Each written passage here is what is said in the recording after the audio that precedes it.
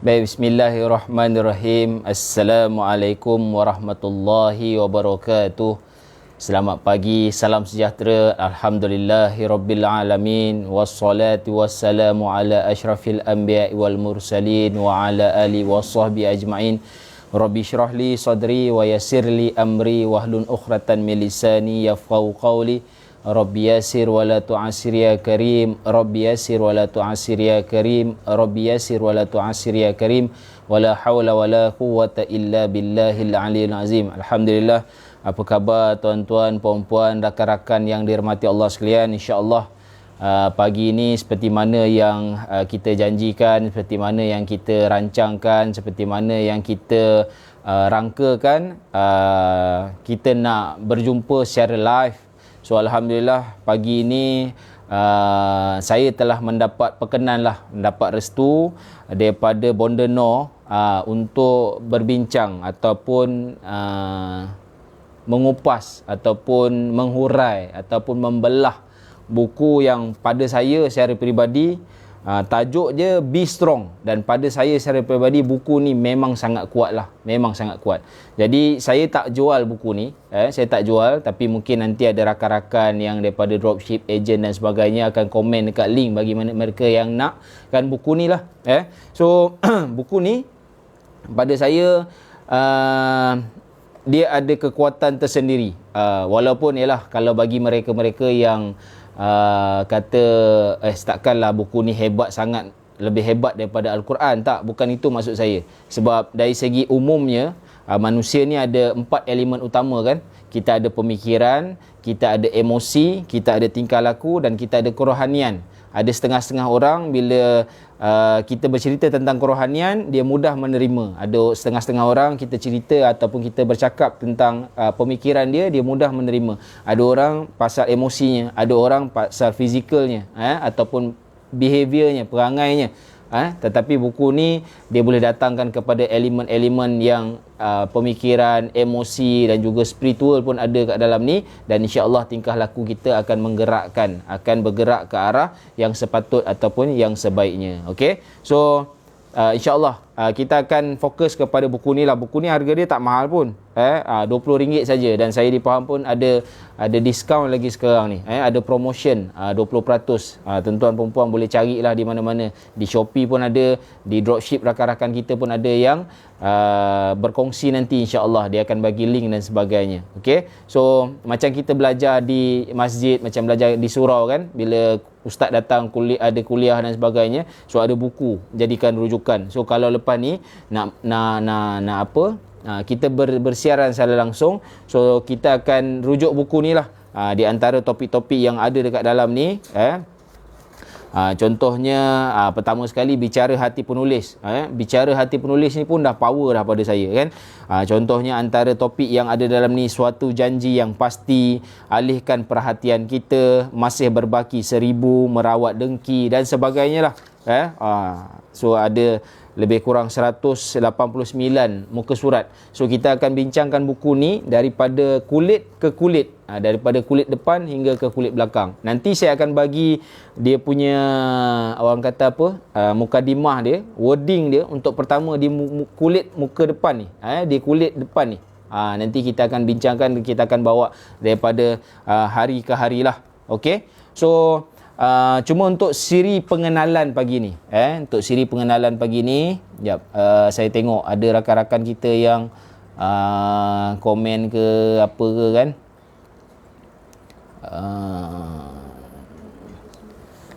Okey, saya mengalu-alukan rakan-rakan yang dapat bersama-sama pagi ni, saya mengalu-alukan tuan-tuan perempuan yang sudi bersama dengan saya.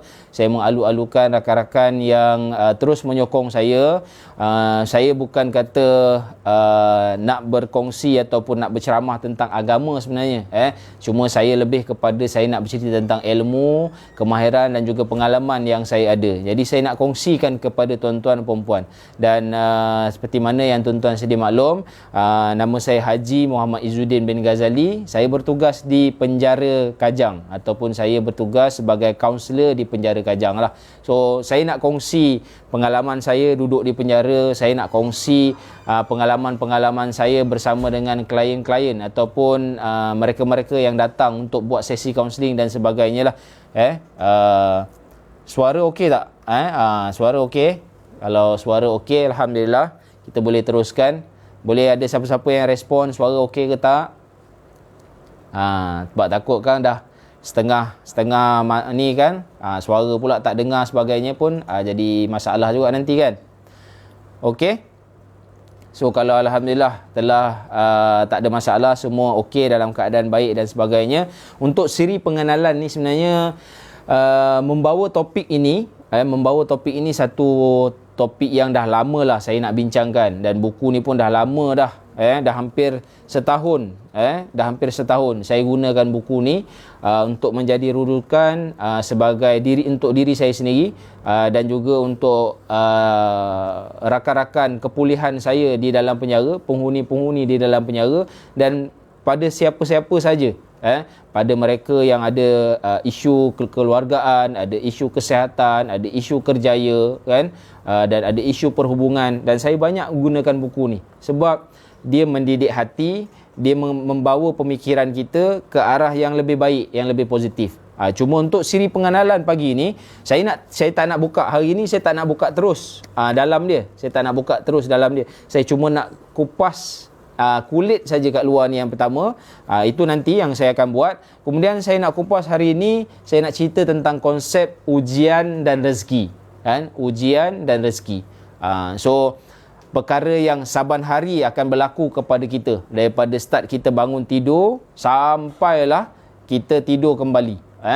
Lepas tu nanti akan datang sebab kita tak boleh elak apa saja peristiwa, apa saja perkara yang berlaku kepada kita. So bangun pagi hari ni, bagi mereka yang ada PDPR, menguruskan anak dekat rumah PDPR, so sama ada itu ujian, sama ada itu rezeki, kan? So pagi ni ada yang keluar mencari rezeki, pergi ke pejabat, sama ada pergerakan kita ke pejabat itu ujian atau itu rezeki, kan? Contohnya, saya yakin dan percaya ada mereka-mereka yang pernah satu hari naik kenderaan, lalu traffic light, asal sampai je traffic light hijau. So perjalanan tu hari tu dipermudahkan. Ada setengah-setengah tu bila jalan saja sampai traffic light je merah, jalan, lepas tu dah hijau, jalan balik sampai traffic light saja merah, jalan sampai dekat traffic light merah. Kita pun kata macam tak puas hati je kan, traffic light ni dengan kita, macam traffic light ni macam tak suka pula dengan kita hari tu. So begitulah kehidupan kita seharian. Sama juga bila lunch hour kita nak pergi makan, kan, ada waktu dia, mudah kita nak pergi makan kat tempat tu, parkingnya pun senang, nak beraturnya pun cepat. Tapi ada setengah tu bila keadaan-keadaan tertentu, parking tak jumpa, kedai tutup dan sebagainya. So ujian dan rezeki ni berlaku pada kita setiap hari. Setiap hari. Itu saya nak terangkan kepada tuan-tuan. Kenapa kita nak bawa konsep ujian dan rezeki ni? Sebab satu, pertamanya dia akan ada kaitan dengan buku Be Strong ni. Buku sangat kuat ni tuan-tuan. Be Strong, jadi kuat. Okey. So nak cerita ujian ataupun nak cerita rezeki dulu, kan? Ada setengah orang dia beranggapan cerita rezeki dulu cik, cerita yang baik-baik dulu, kan? Tuan Haji ceritalah yang baik-baik dulu. Bila cerita yang baik-baik nanti dah dapat yang baik, baru cerita yang tak baik, kan? Ada setengah orang tak apalah cerita yang tak baik, biar dia ni nanti datang berita yang baik, nanti baru dia seronok, kan? So terpulanglah kepada tuan-tuan, sebenarnya apa saja yang tuan-tuan alami, dia akan memberikan 3P kepada hidup kita. Apa dia 3P tu? Dia akan bagi kita pengalaman, dia akan bagi kita pengajaran, dia akan bagi kita pembelajaran. So setiap hari kita kena pegang kepada 3P ni. Saya banyak kongsi pasal 3P ni. Pengalaman, pengajaran dan juga pembelajaran. So kalau kita nak ambil yang baik dulu, kita kena yakin bahawa nanti akan ada datang kesukaran. Kalau kita nak ambil kesukaran dulu, nanti insya-Allah Allah akan datangkan kegembiraan juga kepada kita. Alright, so kita nak masuk pada topik kita pada hari ini. Siri pengenalan Siri pengenalan saya nak buka sebelum saya nak teruskan nanti. Bila kita nak bersiaran langsung, tarikh dan sebagainya, biasanya saya akan update dekat FB saya lah nanti, kan. Okey, apa itu ujian? Ujian ni adalah ketahanan iman seseorang terhadap dugaan secara lahir ataupun batiniah yang menimpa diri kita. Itu ujian. Kan? Ketahanan iman kita lah. Saya boleh kata mungkin ada orang diuji dengan kesakitan. Ada orang mungkin diuji dengan kemiskinan. Mungkin ada orang diuji dengan kesukaran hidup.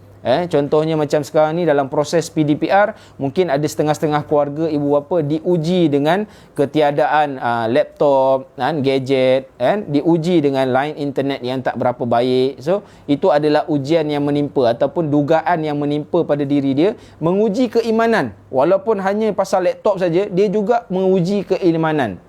So, jangan kita ingat uji keimanan ni daripada kita berumah tangga, kita bercerai, baru nak uji keimanan. Daripada kita hidup bersama kemudian berlakunya kematian, baru diuji keimanan. Tak, keimanan ni mencangkupi keseluruhan kepada kehidupan kita. Dalam surah Al-Ankabut pun ada menyebut ayat surah Al-Ankabut ada menyebut pasal tidak beriman seseorang. Kalau ayat 2 hingga 3, ayatnya berfirman, patutkah manusia menyangka bahawa mereka akan dibiarkan dengan hanya berkata kami beriman, sedangkan mereka tidak diuji dengan satu cabaran ataupun dugaan ataupun cubaan, dan demi sesungguhnya kami menguji orang yang terdahulu daripada mereka, maka dengan ujian yang demikian nyata apa diketahui Allah orang yang sebenar-benarnya beriman, dan nyata pula apa yang diketahuinya orang yang berdusta. So maksudnya kalau kita menyatakan, mengangkat tangan, ya Allah aku orang beriman, sudah pasti kita kena bersiap sedia dengan ujian yang Allah akan bagi. Dan kita tahu bahawa dengan ujian ni kita akan menjadi sabar, dan bagi mereka yang bersabar, Allah sudah sediakan ganjaran syurga insya-Allah buat diri kita. Okey? So itu pasal ujian. So apa sajalah, apa saja, jalan-jalan kemudian terjatuh, kan, itu ujian, kan. Jalan-jalan kemudian mungkin ada orang langgar kereta kita dari belakang dekat lampu traffic light, itu mungkin ujian. Memanglah kita kata na'udzubillah, minta dijauhkan, kan. So itulah ujian yang kita hadapi. Okey, bagaimana pula rezeki? Okey, rezeki ni kalau dari segi kamus Melayunya, dia bermaksud sesuatu yang diperlukan untuk hidup. Mungkin makanan, nafkah, pendapatan. Pendapatan ni bila kita kerja, upah, kita kerja, kita dapat pendapatan. Dari segi kamus Arab, rezeki ni bermaksud nafkah, mata pencarian, keuntungan, dividen. Itu rezeki. Itu dalam kamus Arab lah. Okey, kita kembangkan ataupun kita besarkan konsep apa yang dimaksudkan dengan rezeki itu, sesuatu yang dianugerahkan oleh Allah kepada manusia, kemudian manusia mengambil manfaat daripadanya. Sesuatu yang kita dapat, kemudian kita besarkan ataupun kita ambil manfaat daripadanya. Contohnya, kalau dalam bentuk seorang yang penganggur, kemudian Allah bagi dia kerja, Allah beri rezeki dia untuk bekerja. So dengan kerja itu dia memberi manfaat dan dia mendapat manfaat, maka itulah yang dikatakan rezeki. Bagi mereka yang sudah berumah tangga contohnya, dikurniakan anak, dianugerahkan anak. So anak itu memberi manfaat kepada dia dan juga memberi manfaat kepada orang lain. Okey, saya nak petik firman Allah dalam surah Al-Baqarah ayat 216, yang akan membawa keseluruhan konsep ujian dan rezeki kita pada hari ini, dan seterusnya nanti akan membincang tentang topik ataupun buku Be Strong ini. Dalam firman Allah Al-Baqarah ayat 216, boleh jadi kamu benci kepada sesuatu padahal ia baik bagi kamu, dan boleh jadi kamu benci suka saya ulang sekali lagi. Boleh jadi kamu benci kepada sesuatu padahal ia baik kepada kamu. Boleh jadi kamu suka kepada sesuatu padahal ia buruk kepada kamu. Dan ingatlah, Allah jualah yang mengetahui semuanya itu, sedangkan kamu tidak mengetahuinya. Boleh jadi benda yang jadi kepada kita tu kita rasa tak baik, tapi sebenarnya dari sudut Allah nak beri kepada kita tu baik untuk kita. Dan mungkin juga ada kalanya tak baik untuk diri kita, tapi rupanya sebenarnya ia baik untuk diri kita. So kita kena faham dalam firman Allah surah Al-Baqarah ayat 216 ni, di mana sesuatu padahal ia baik bagi kamu, boleh jadi dia tidak baik, ataupun kita benci padanya. Dan mungkin ada sesuatu benda yang terjadi kepada kita, kita benci, tapi rupanya ia baik kepada kita. So hari ni, inilah yang saya nak bawa konsep ujian dan rezeki, kan? Alhamdulillah lah, saya yakin dan percaya saban hari kita melalui proses kehidupan kita ni dengan ujian dan rezeki, ujian dan rezeki, ujian dan rezeki. Betul, Allah turunkan ujian, Allah turunkan rezeki kepada kita. Tapi saya nak bawa satu konsep, tuan-tuan, di mana sebenarnya siapa yang menentukan sama ada apa yang berlaku kepada kita, apa yang terjadi kepada kita, apa yang kita lalui ini adalah ujian atau rezeki. So sudah pasti tidak lain dan tak bukan, kitalah yang menentukan sama ada ia rezeki ataupun dia ujian. Contoh, ada orang diuji dengan kesakitan, dengan kesakitan. Tapi kalau kita nampak itu adalah satu ujian, maka kita akan rasa susah hati, kita akan rasa risau, kita akan rasa takut, kita akan rasa bimbang. So itulah yang dimaksudkan dengan ujian. Sebab memang dah ada dalam pemikiran kita, kalau daripada kecil dulu pun, kalau cerita pasal ujian ni apa? Contohnya besok ada ujian matematik. Kita mulalah takut, kita mulalah risau, kan? Tapi besok kamu direzekikan akan menjawab ujian. So dia lain juga, kan? So ujian dan rezeki dalam konteks tertentu dia membawa makna yang berbeza-beza, kan? So saya bagi satu contoh lagi. Kalau seorang berumah tangga kemudian diuji dengan penceraian, diuji dengan penceraian. Kalau dia melihat sesuatu perkara itu, penceraian itu satu keburukan, satu kesusahan, jadi dia akan nampak itu satu ujian. Tapi kalau dia nampak itu satu rezeki yang Allah nak datangkan kepada dia, dan dia akan dapat yang lebih baik daripada itu, jadi kita nampak satu peristiwa yang Allah jadikan itu, rupanya boleh jadi rezeki, boleh jadi ujian. Saya bagi satu contoh, tuan-tuan. Mungkin ada di antara rakan-rakan kita yang sedia maklum, saya bertugas di penjara Kajang. Ada rakan-rakan yang tanya dengan saya, kan, kesian banduan-banduan kat dalam tu, kan, kesian penghuni-penghuni penjara. Bila saya tanya dengan mereka, kesian, apa yang dimaksudkan dengan kesian? Yalah, duduk kat dalam tu terkurung, tak boleh bebas, kan, tak boleh nak buat itu, tak boleh buat ini, terhad, diatur kehidupannya, kan. So saya melihat daripada satu sudut yang berbeza. Tuan-tuan percaya tak? Ada penghuni-penghuni, ada banduan-banduan, ada rakan-rakan saya ataupun rakan-rakan kepulihan duduk di dalam penjara tu, ada di antara mereka ni yang tak nak keluar daripada penjara. Agak-agaknya sebab apa? Sudah pasti mereka merasakan bahawa ada kebahagiaan di dalam berbanding di luar. Saya bagi satu contoh. Biasanya kita akan lihat penagih dadah lah, penagih dadah. Mereka ni kalau dekat luar terumbang ambing, mereka yang dah banyak kali masuk lagi lah, tidak dipedulikan keluarga, kan? Memang keluarga tak ada kisah lah. Ada sampai satu tahap tu keluarga pun tak tahu dia orang ni duduk kat dalam penjara, ataupun telah ditangkap lah, dijatuhkan hukuman, masuk dalam penjara, tak tahu. Tapi bila mereka masuk kat dalam penjara, mereka dapat baca Quran, mereka dapat puasa penuh. Bukan saja puasa penuh, malah ada di antara tu berpuasa sunat, dapat bangun tahajud malam. Jadi bila dalam keadaan kat situ, kita boleh nampak kesian kita kepada mereka sebenarnya rezeki untuk mereka. Sebab kalau mereka kat luar, bab-bab yang dari segi orang kata sembahyang, puasa dan sebagainya tu memang terumbang ambing lah. Kejap buat, kejap tak buat.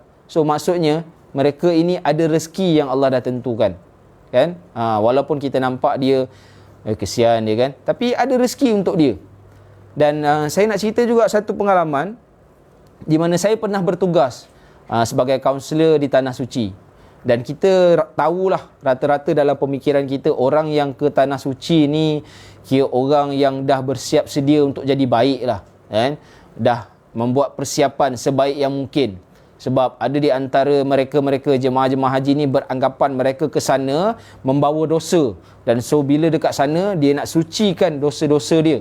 Itu anggapan jemaah-jemaah haji, setengah-setengah jemaah lah. So mereka nak pergi sana, dan kita tahu orang nak pergi sana bersiap sedia nak buat yang terbaik, nak jadi yang terbaik. Tetapi sedar tak kita, tuan-tuan dan puan-puan, ada di antara kita, ada di antara kita yang pergi sana membawa segala dosa-dosa tu, beranggapan benda tu biasa saja. Contohnya, saya pernah jumpa ada seorang jemaah dan juga jadi klien saya. Dia kata apa? Saya ni dah biasa lah pergi umrah, pergi haji ni, dia kata. Tak ada masalah lah nak pergi umrah, pergi haji ni. Saya pun datang ke tanah suci ni sebenarnya nak sucikan, nak bersihkan pendapatan yang saya dapat je. So dia beranggapan macam tu. Bila saya tanya macam apa yang dimaksudkan dengan suci tu, dia kaitkan dengan doa duha kita, kan? Dia kata kita mohon kepada Allah, kalau rezeki itu di langit turunkan, kalau rezeki itu jauh dekatkan, jika dia di bumi keluarkan, kan? Bila dia sukar permudahkan. Ada satu lagi, bila rezeki itu haram sucikan. Ada pula yang beranggapan bahawa bila rezeki itu haram sucikan. Sucikan kat mana? Ini yang fahaman mereka lah. Sucikan bawa diri ke Mekah buat umrah, maka automatik sucilah rezeki tersebut. Ada juga yang ambil duit haram, sedekahkan ataupun buka ke sekolah-sekolah tahfiz contohnya. Tapi jangan kata semua orang yang hantar masukkan duit dalam tabung masjid yang buat sekolah tahfiz tu dia bawa rezeki haram. Tak, jangan salah faham. Saya cuma nak bagi tahu bahawa saya jumpa manusia, saya jumpa orang di tanah suci yang beranggapan seperti itu.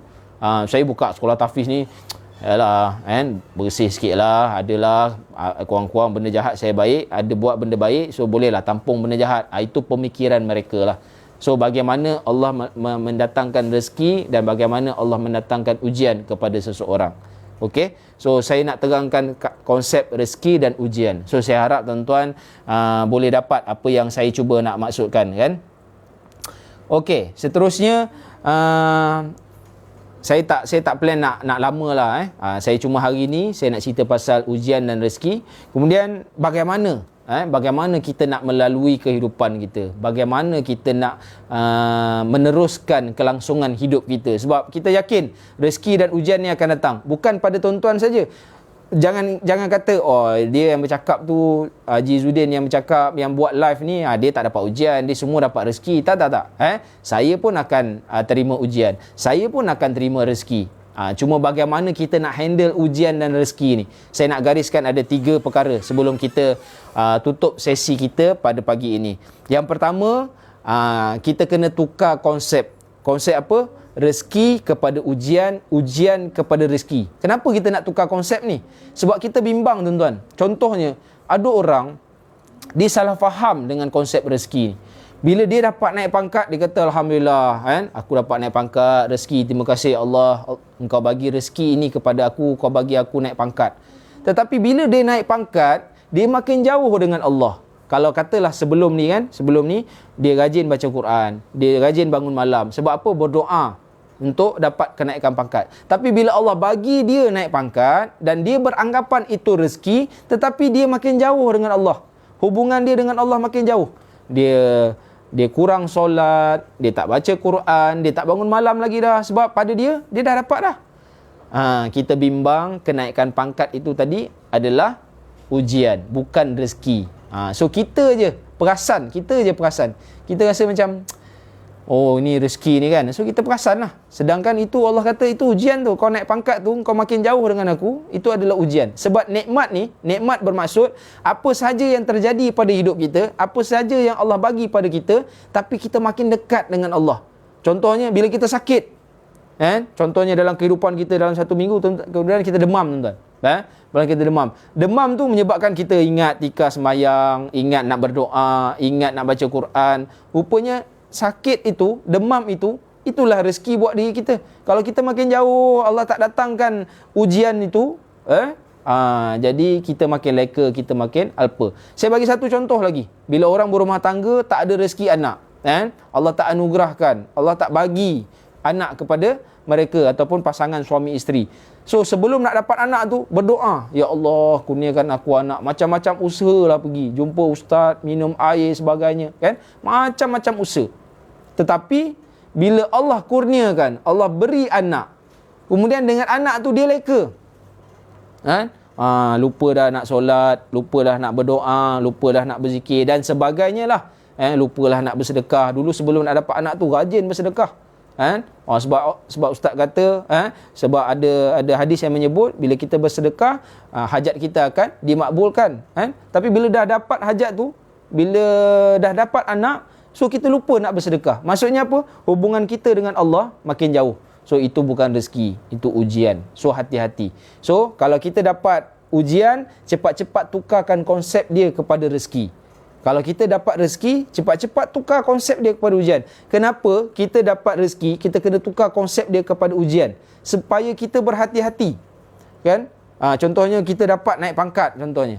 Saya ambil contoh naik pangkat. Daripada corporal naik kepada sarjan. Suka tak? Suka, tuan. Dapat naik pangkat, seronok kan? Tapi kita kena berhati-hati. Ya Allah, ini rezeki untuk aku. Tapi pada masa yang sama, aku berhati-hati supaya apa yang engkau anugerahkan kepada aku ni tidak memberi kemudaratan kepada diri kita. Sebab kita bimbang, tuan. Bila kita dah dapat pangkat besar, kita lupa. Tuan-tuan, ada setengah-setengah orang diberi kemudahan bila dia naik pangkat. Contohnya dalam kerajaan kan, bila dia naik pangkat, sediakan kenderaan. Ada setengah tu naik pangkat, ada driver. Dan ada setengah-setengah manusia diberi anugerah kenaikan pangkat, tuan-tuan. Malah kalau kita pergi solat Jumaat tu, parking dia dah disediakan khas. Macam kita kalau orang yang biasa-biasa ni pergi, nak kena pergi cepat lah. Kalau tak nanti parking tak ada. Tapi ada setengah orang, bila dia naik pangkat, dibesarkan kedudukan dia, dia ada kereta, dia ada driver, dia ada parking khas. Tetapi kalaulah pendekatan dia, kaedah dia, perangai dia, tidak seperti mana dia dapat kemudahan-kemudahan itu, sebenarnya pangkat, kereta, driver, parking khas itu adalah ujian buat diri dia, bukan rezeki. So faham faham, ubah konsep. Kalau kita dapat sesuatu rezeki, kita siap sedia letak satu tanggapan bahawa ini juga ujian buat diri kita. Dan bila kita ditimpa ujian, kita sediakan diri kita ni bahawa ini juga akan jadi rezeki pada kita. Contoh, kita bawa kereta, kemudian ada orang langgar kita daripada belakang, contohnya dekat traffic light. Kita marahlah, marah. Tapi rupanya kita tak sedar, tuan. Benda yang kita benci itu sebenarnya baik di sisi Allah. Sebab kalau orang tak langgar kereta belakang kita, kalau kita teruskan perjalanan kita, mungkin ada orang pula langgar kita dengan keadaan yang lebih teruk pada tu. Kan? So semuanya Allah dah datangkan dengan kebaikan, semuanya ada hikmah, semuanya ada kelebihan-kelebihan tertentu. Okey, tukar konsep rezeki ujian, ujian rezeki. Nanti kita akan pendetailan nanti untuk siri-siri yang akan datang.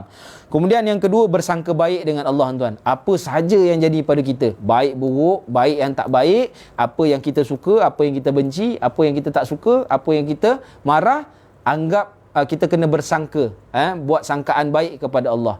Contohnya kadang-kadang kita pernah dengar ada orang dia tahajud, solat duha, puasa dan sebagainya, kan? Kemudian Allah datangkan dugaan kepada diri dia. Contohnya dia ditimpa penyakit, contohnya, kan? Lepas tu kita yang tengok pula, kesian dia, kan? Rajin semayang, kan? Rajin puasa, baca Quran pun selalu, tapi Allah bagi ujian dekat dia, kan? Lepas tu kita pula bila terdengar, ya Allah, aku dah semayang, aku dah puasa, aku dah bangun malam, aku dah zikir, kenapa kau bagi penyakit juga kepada aku? So berhati-hati, tuan-tuan. Sebab itu sebenarnya adalah bisikan syaitan. So hati-hati dengan bisikan syaitan. Sebab syaitan ni memang dia dah berjanji dah. Dah berjanji daripada dulu sampailah kiamat nanti. Apa kerja dia? Dia akan menyesatkan umat Adam. Dia akan menyesatkan seluruh manusia ini, hamba-hamba Allah ni. Dan Allah pula perkenan. Allah perkenan. Tak apalah, kau tak nak menghamba abdikan diri kau kepada aku, dan kau minta untuk menyesatkan hamba-hamba aku, maka Allah perkenankan. Syaitan ni Allah perkenankan. Tugas syaitan ni untuk menghasut diri kita ni, untuk mendatangkan kemudaratan kepada kita ni, telah diperkenankan. Dia punya job scope tu, dia punya tugasan tu memang telah diperkenankan oleh Allah. So hati-hati. Memang kadang-kadang mulut tu datang daripada orang lain, kadang-kadang mulut tu datang daripada benda tu datang daripada hati kita sendiri, kan? Contohnya kadang-kadang Allah, aku hari ni semayang, tak ada masalah pun. Kenapa kau kereta aku rosak? Pagi tadi aku dah doa. So itu adalah bisikan syaitan. So syaitan memang ada. Memang itu kerja dia, tuan-tuan. So alhamdulillah, insya-Allah kita dapat manfaat daripadanya. Okey? So kita kena faham itu adalah bisikan syaitan dan dia akan memberi kemudaratan kepada kita, dan tolong berhati-hati. Tolong berhati-hati. So teruskan bersangka baik dengan Allah. Terima kasih ya Allah, terima kasih ya Allah. Dengan ujian ni aku jadi macam ni yang lebih baik. Dengan rezeki ini aku jadi yang macam ni yang lebih baik. So kita terus bersangka baik dengan Allah. Dan yang ketiga, dan yang terakhir, bagaimana kita nak meneruskan kelangsungan hidup kita, baik ujian ataupun rezeki yang datang kepada kita, adalah menganggap apa sahaja yang terjadi kepada diri kita ini bukan pengakhirannya. Ini bukan pengakhirannya. Kita masih ada ruang, masih ada peluang, masih diberi lagi kesempatan. Sebab dalam konsep ni kita biasanya kita akan tekankan dalam konsep bersyukur lah, syukur. Macam ada orang bawa kereta BMW contohnya kan. Lepas tu ada kereta kancil lalu kan. Orang kereta kancil dia akan tengok orang BMW tu, besar kereta dia kan. So ada juga kelebihan orang kereta kancil ni, bila nak parking kan senang, masuk je celah-celah mana-mana dah dapat parking. BMW tu dia perlukan ruang yang besar, so susah nak berpusing, susah nak dapat. Orang yang naik motor pun macam tu juga. So bila kita melihat sesuatu itu bukan pengakhiran hidup kita, kita boleh jadi yang lebih baik, jadi lebih baik dan jadi lebih baik. Okey, insya-Allah. So mudah-mudahan perkongsian saya pada hari ini akan dapat manfaat. Saya tak nak ambil masa lama sebenarnya. So alhamdulillah sudah sampai 30 minit saya bersama dengan tuan-tuan. Mudah-mudahan perkongsian saya ini akan dapat manfaat. Saya berniat satu saja, sampaikan walaupun satu ayat. So insya-Allah nanti saya akan cerita lagi di kehadapan nanti saya akan cerita kenapa hari ini saya begitu kuat untuk berkongsi tentang tajuk ataupun berkongsi tentang isi dalaman Be Strong ni. InsyaAllah lama kelamaan tuan-tuan akan tahu juga. Tuan-tuan kena tunggulah apa kekuatan dia nanti. So cuma hari ni kita nak bercerita tentang pengenalan dia, rezeki ataupun ujian dan rezeki. Okey. Sebelum saya mengakhiri, saya nak bagi tahu dengan tuan-tuan, alhamdulillah saya juga meniaga dan isteri.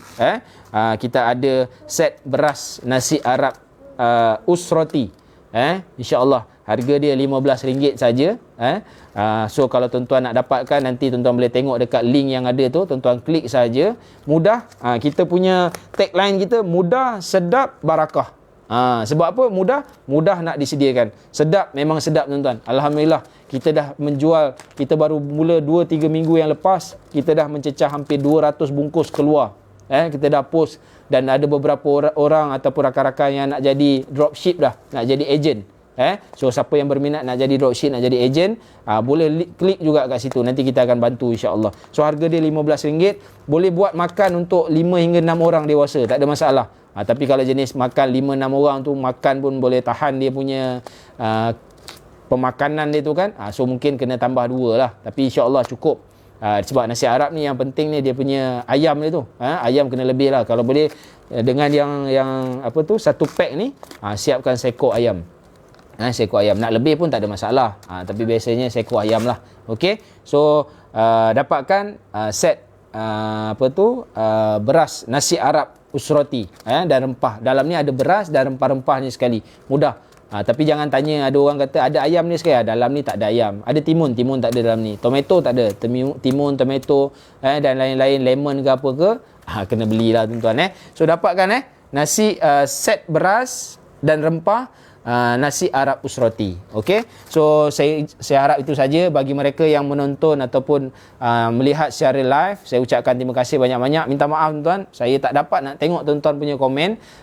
Saya minta tuan-tuan like dan share. Terus kongsikan. Bagi mereka yang nak tengok rakaman nanti, saya ucapkan terima kasih juga. Dan bila tuan-tuan dah tengok rakaman, tuan-tuan rasa ini bermanfaat, saya minta tuan-tuan sebarkan kan, ceritakan kepada orang-orang. Dan bagi mereka yang suka melayari YouTube, so boleh buka channel YouTube saya, Kaunselor Neraka Dunia. Nanti saya akan buat pengenalan kenapa Kaunselor Neraka Dunia.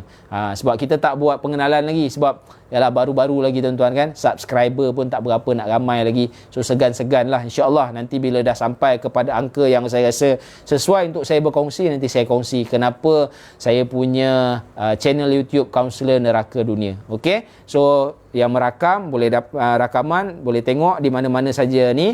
Bagi mereka-mereka yang tengok secara live, saya ucap terima kasih banyak-banyak. Terus sebar-sebar, tolong like, tolong share. Mudah-mudahan kita akan dapat manfaat. Sebab lepas ini saya akan update dekat saya punya FB bila saya nak buat sharing tentang buku Be Strong. Hari ini kita buat mukadimah saja. Hari ini kita buat mukadimah. Kita cerita tentang ujian versus rezeki. Dan seperti mana yang saya janji tadi, saya nak akhiri sesi kita pada pagi ini dengan kata-kata yang ada dekat kulit muka depan ni, kulit buku ni. Apa yang dikata dalam buku Be Strong ni tuan-tuan?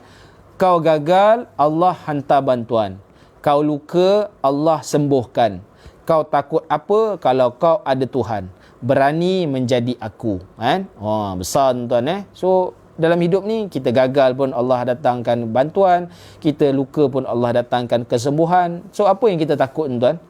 So apa yang kita takut? So mari kita sama-sama tingkatkan kebergantungan kita kepada Allah, supaya apa yang terjadi setiap hari kepada kita, Allah adalah tempat penyelesai segala-galanya. So itu saja. Ini buku Be Strong saya akan kupas. Tapi ini nasihat Arab, tolong dapatkan. Nanti boleh cek dekat link. Sama-sama support, sama-sama sharekan dia. Itu saja. Wallahualam. Kita jumpa di lain masa dan di lain ketika. Saya ucap terima kasih, minta ampun, minta maaf. Ada kekurangan di mana-mana. Assalamualaikum warahmatullahi wabarakatuh. Kita jumpa lagi.